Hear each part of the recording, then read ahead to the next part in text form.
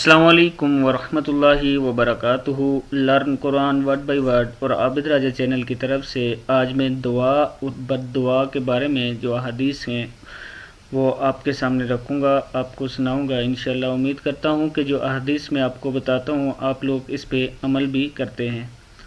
تو سٹارٹ کرتے ہیں پہلے بد دعا سے۔ بد دعا کے بارے میں نبی اکرم صلی اللہ علیہ وسلم نے جو فرمایا، اس میں نبی اکرم صلی اللہ علیہ وسلم نے فرمایا، اپنے لیے بد دعا نہ کرو، اپنی اولاد کے لیے بد دعا نہ کرو، اپنے مال اور کاروبار کے لیے بد دعا نہ کرو۔ کہیں ایسا نہ ہو کہ تمہاری بد دعا ایسی گھڑی کے موقف ہو جس میں اللہ تعالیٰ انسان کو وہ کچھ عطا فرما دیتا ہے جس کا وہ سوال کرتا ہے، اور جو تمہاری بد دعائیں تمہارے ہی حق میں قبول کر لی جائیں۔ مظلوم کی آہ سے بچو، یہ بھی ضروری ہے۔ یہ حدیث جو پہلے میں نے بد دعا والی سنائی ہے، صحیح مسلم 3009 نمبر حدیث ہے۔ اور اب آگے دیکھیں، مظلوم کی آہ سے بچو، یہ بھی ضروری ہے کہ مسلمان دوسرے مسلمان بلکہ کسی بھی انسان پر ظلم نہ کرے، اس لیے کہ مظلوم کی بد دعا فوراً عرش پر پہنچتی ہے۔ نبی اکرم صلی اللہ علیہ وسلم نے فرمایا، مظلوم کی بد دعا سے بچو، اس لیے کہ اس کے اور اللہ تعالیٰ کے درمیان کوئی آڑ نہیں۔ صحیح بخاری اور صحیح مسلم کی یہ حدیث ہے۔ صحیح بخاری 1496 اور صحیح مسلم 19 نمبر حدیث ہے۔ اب بعض اوقات انسان جو ہوتا ہے یہ فطرتی طور پہ کمزور اور جلد باز ہوتا ہے، اس لیے جب وہ کسی سے تنگ آ جاتا ہے تو فوراً بد دعا دیتا ہے، حتیٰ کہ اپنی اولاد اور اپنے آپ کو بھی بد دعا دینے سے گریز نہیں کرتا۔ تو اس بارے میں نے آپ کو نبی اکرم صلی اللہ علیہ وسلم کی حدیث سنائی کہ آپ کبھی بھی اپنے آپ کو یا اپنی اولاد یا کسی کو بھی بد دعا نہیں دینی چاہیے۔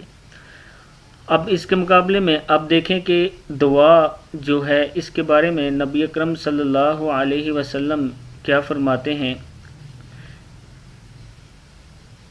صحیح مسلم کی حدیث ہے 2733، مسلمان کی اپنے مسلمان بھائی کے حق میں غائبانہ دعا قبول ہوتی ہے۔ اس کے سر پر ایک مقرر فرشتہ ہوتا ہے، جب بھی وہ اپنے بھائی کے لیے دعا خیر کرتا ہے تو اس پر مقرر فرشتہ کہتا ہے، آمین، اے اللہ اس کی دعا قبول فرما اور تجھے بھی اس کی مثل اللہ دے۔ اب دیکھیں دعا کے بارے میں نبی اکرم صلی اللہ علیہ وسلم نے یہ حدیث بتائی ہے کہ جب آپ غائبانہ اپنے کسی بھائی کے لیے دعا کرتے ہیں تو اللہ تعالیٰ اس کو کیسے قبول فرماتا ہے۔ صحیح بخاری کی ایک اور حدیث ہے 6340 اور صحیح مسلم کی ہے 2735 ہے، بندے کی دعا ہمیشہ قبول ہوتی ہے جب تک وہ گناہ یا قطع رحمی کی دعا نہ ہو اور جلد بازی بھی نہ کی جائے۔ پوچھا گیا، اے اللہ کے رسول، جلد بازی کا مطلب کیا ہے؟ آپ صلی اللہ علیہ وسلم نے فرمایا، وہ کہتا ہے میں نے دعا کی اور بار بار دعا کی لیکن ایسا نظر آتا ہے کہ میری دعا قبول نہیں ہوتی، چنانچہ اس کے نتیجے میں وہ سست اور مایوس ہو جاتا ہے اور دعا کرنا چھوڑ بیٹھتا ہے۔ نبی کریم صلی اللہ علیہ وسلم نے ایک آدمی کا ذکر فرمایا جو لمبا سفر کرتا تھا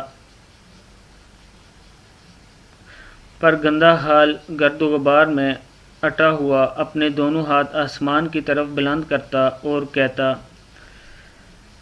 اے رب، اے رب کرتے ہوئے دعا کرتا، حالانکہ اس کا کھانا حرام کا ہے، اس کا پینا حرام کا ہے، اس کا لباس بھی حرام کا ہے، حرام کی غذا ہی اس کی خوراک ہے، تو ایسے شخص کی دعا قبول ہو سکتی ہے؟ مذکورہ حدیث سے ان آداب و شرائط کی وضاحت ہو جاتی ہے جو اس عنوان کے آغاز میں بیان کیے گئے ہیں۔ ان آداب و شرائط کو ملاحظہ رکھتے ہوئے دعا کی جائے تو یقیناً دعا قبول ہوتی ہے، یا اس کے عوض کچھ اور فائدہ انسان کو حاصل ہو جاتا ہے، جیسے ایک حدیث میں ہے، جو مسلمان بھی کوئی حدیث نمبر میں نے آپ کو بتانا بھول گیا، حدیث نمبر ہے مسند احمد کی 18/3 حدیث ہے، جو مسلمان بھی کوئی دعا کرتا ہے بشرط وہ گناہ اور قطع رحمی کی نہ ہو تو اللہ تعالیٰ اس کی دعا جو کی وجہ سے 3 چیزوں میں سے ایک چیز ضرور عطا کرتا ہے، یا تو فی الفور اس کی دعا قبول کر لی جاتی ہے، یا اللہ تعالیٰ اس کو اس کے لیے ذخیرہ آخرت بنا دیتے ہیں، یا اس سے اس کی مثل اس کو پہنچانے والی برائی کو دور کر دیتے ہیں۔ یہ سن کر صحابہ نے کہا تب تو ہم خوب دعائیں کیا کریں گے۔ آپ صلی اللہ علیہ وسلم اللہ تعالیٰ کے پاس بھی آپ صلی اللہ علیہ وسلم نے فرمایا اللہ تعالیٰ کے پاس بھی بہت خزانے ہیں۔ اس سے معلوم ہوا کہ دعا کے کتنے فضائل ہیں اور دعا کیسے اللہ تعالیٰ قبول کرتے ہیں۔ اس لیے تمام مسلمانوں کو چاہیے کہ جب بھی ہاتھ اٹھائیں تو ہمیشہ دعا اپنے لیے بھی کیا کریں اور امت مسلمہ کے لیے بھی دعا کیا کریں، بد دعا نہیں کیا کریں، کیونکہ کیا پتہ کس ٹائم اللہ تعالیٰ آپ کی دعا قبول کر دے اور وہ قبول ہو جائے۔ تو آج کا لیسن میں نے آپ کو بتایا کہ ہمیشہ آپ نے دعا کرنی ہے اور اچھی دعا کرنی ہے اور اپنی آخرت مانگنی ہے۔ اللہ تعالیٰ سے ہم سب نے دعا میں معافی مانگنی ہے اور آخرت کے لیے دعا کرنی ہے کہ اللہ تعالیٰ ہمیں آخرت میں عذاب سے بچائے۔ تو آج کا لیسن میں نے آپ کو بتایا، جتنی احادیث میں آپ کو سناتا ہوں حوالے کے ساتھ بتاتا ہوں، اس کا مقصد ہی یہی ہے کہ آپ لوگ اس پر عمل کریں اور میں بھی اس پر عمل کروں۔ السلام علیکم ورحمۃ اللہ وبرکاتہ۔